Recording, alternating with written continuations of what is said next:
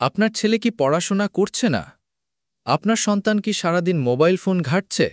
আপনার সন্তান কি সারাদিন কার্টুন দেখছে? যদি পড়াশোনায় মন না দেয়, সারাদিন মোবাইল বা কার্টুনে মগ্ন থাকে, তাহলে সেই সব মায়েদের উদ্দেশ্যে বলছি, অবশ্যই এই টিপসগুলো ফলো করুন। এই সমস্যা অনেক পরিবারেরই সাধারণ সমস্যা হয়ে দাঁড়িয়েছে।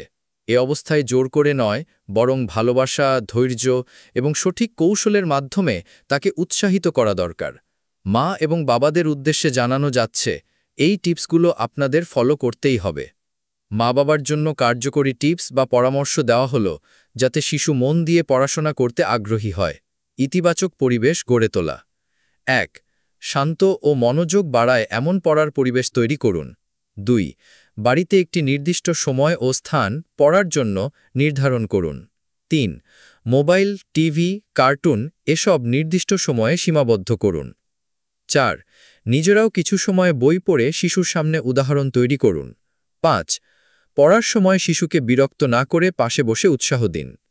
অভ্যাস করে তোলা। ৬. নিয়মিত রুটিন তৈরি করুন, কখন খেলবে, কখন পড়বে, কখন খাবে। ৭.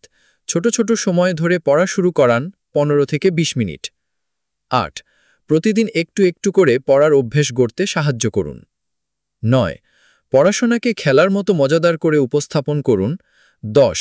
পড়ার মাঝে ছোট বিরতি দিন, তাতে মনোযোগ বাড়বে। উৎসাহ ও ইতিবাচক শক্তি। ১১. পড়াশোনা করলে ছোট পুরস্কার দিন, যেমন স্টিকার, গল্পের বই। ১২. তার সামান্য অগ্রগতিকেও প্রশংসা করুন। ১৩.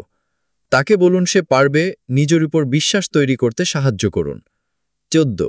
স্কুল, শিক্ষক, বন্ধুরা পড়ে কি করে তা গল্পের মতো শোনান। ১৫. যখন সে মন দিয়ে পড়ছে, তখন অন্যদের সামনে তার প্রশংসা করুন। কৌশল ও মনস্তত্ত্ব। ১৬.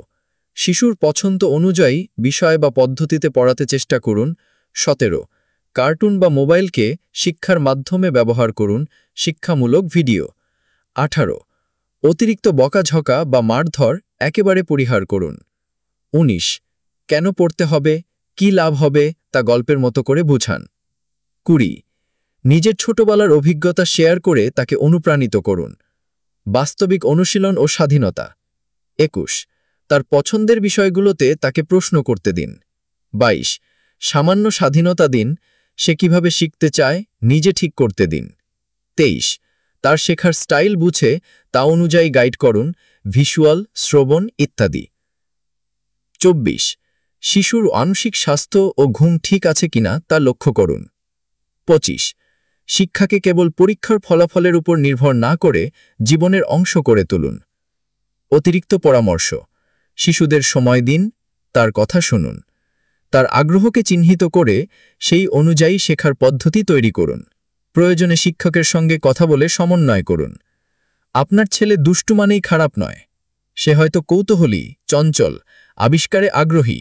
সঠিক দিশা পেলে সে অনেক ভালো কিছু করতে পারবে। ধৈর্য এবং ইতিবাচক মনোভাবই সবচেয়ে বড় উপায়। প্রিয় দর্শক, ভিডিওটি ধৈর্য ধরে দেখার জন্য আপনাকে আন্তরিক ধন্যবাদ। ভালো লাগলে অবশ্যই একটা লাইক দেবেন, ভিডিওটি শেয়ার করবেন এবং চ্যানেলটি অবশ্যই সাবস্ক্রাইব করতে ভুলবেন না। সবাই ভালো থাকবেন, সুস্থ থাকবেন। দেখা হবে পরের ভিডিওতে।